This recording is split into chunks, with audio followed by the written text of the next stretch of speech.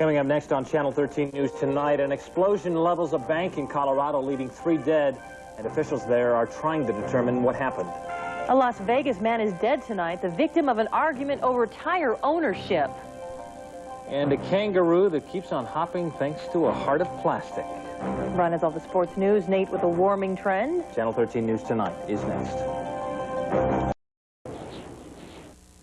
You're watching Channel 13 News.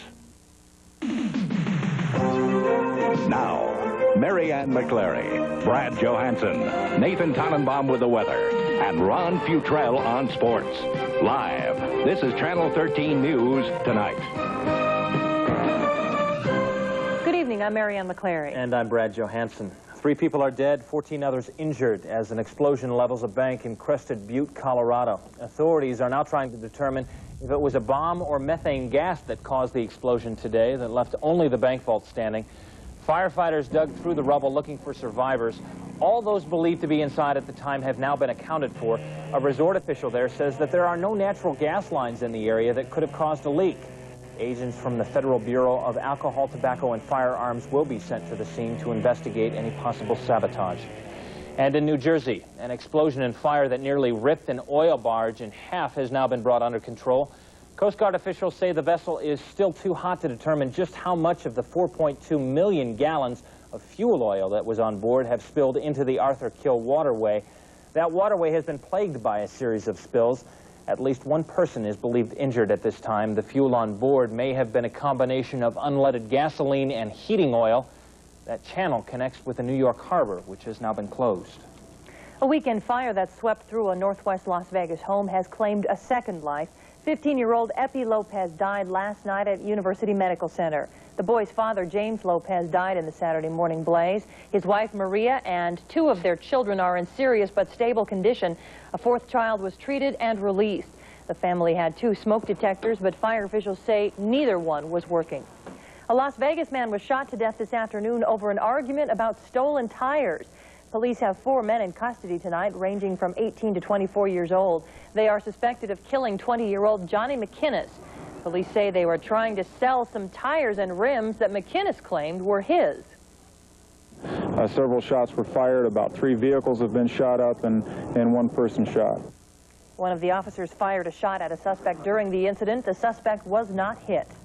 The life of crime for an international jewel thief came to an end today. 33-year-old Isabel Polito was sentenced to 30 years in prison, fined $30,000, and ordered to pay $117,000 in restitution to local casinos and jewelry stores. As Glenn Meek reports, Polito was a member of an international theft ring based right here in Las Vegas. This is 33-year-old Isabel Polito. She is also known by at least 15 other names, according to Interpol, the international police agency. Polito has theft convictions in Rome, Belgium, New York, Los Angeles, and now Las Vegas. Police say she was a decoy for the Bogota gang, a team of international pickpockets and thieves from Colombia. They go into jewelry stores as one of their prime targets. A number of the people will go and distract all the clerks, asking about prices of expensive jewelry. Once all the clerks are busy, then other members of the team will go either behind the counter or into the back room and steal large amounts of jewelry. This surveillance tape from a casino jewelry shop shows how the gang worked. You can see Polito at the top left of your screen. She has dropped a batch of quarters to distract the store clerk. While the clerk helps Polito pick up the quarters, another member of the gang cleans out the cash drawer. Using this technique, police say the gang may have taken more than $250,000 from local casinos, jewelry stores, and even tourists. They don't use any extensive equipment or anything, but they're very professional in the way they handle it, by the distracting, by getting all the clerks someplace else and then getting the jewelry and getting away without being caught. Today, Judge Stephen Huffaker literally threw the book at Isabel Polito, sentencing her to 30 years in prison and recommending that she be denied parole, an unusually tough sentence for a decoy, a person generally viewed as an accomplice to the actual thief. Glenn Meek, Channel 13 News tonight. And police say that Polito and other gang members are responsible for stealing at least $250,000 in cash and jewelry here in Las Vegas. More alleged victims of a Las Vegas karate instructor are coming forward. 56-year-old Ernest Dunbar is accused of sexually assaulting one of his 15-year-old students. Police say several of the alleged attacks took place at Dunbar's karate studio on North Rancho. According to prosecutors, Dunbar's cousin now claims she was sexually assaulted by the instructor 30 years ago, along with her daughter. Meanwhile, the teenager accused of shooting a Las Vegas deputy constable in the face last year made a court appearance today.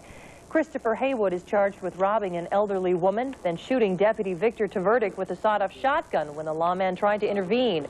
He pleaded not guilty to both charges and will go to trial on April 16th. It seems that if you're an attorney, you just can't get any respect. And if you're an attorney who advertises on television, you may as well just turn in your briefcase. That according to a recent survey by a special committee set up by the Nevada Supreme Court. It found that people have little respect for attorneys who advertise on television and radio, and that the public was just plain sick of seeing those types of ads on their TV screens. The post office is now considering raising the price of a first-class stamp by a nickel. That would go up to 30 cents. It's been 2 years since the last increase that took stamps from 22 cents up to 25. The Postal Service says it needs to increase the price to meet its rising costs. But tonight on News Poll 13, we found very few sympathetic callers. At 5:30, we asked our viewers if they thought the post office would be more efficient if it was run by private corporations. 88% of our callers thought so. Only 12% said leave it up to Uncle Sam. We'll have another News Poll question tomorrow night at 5:30. Not many people want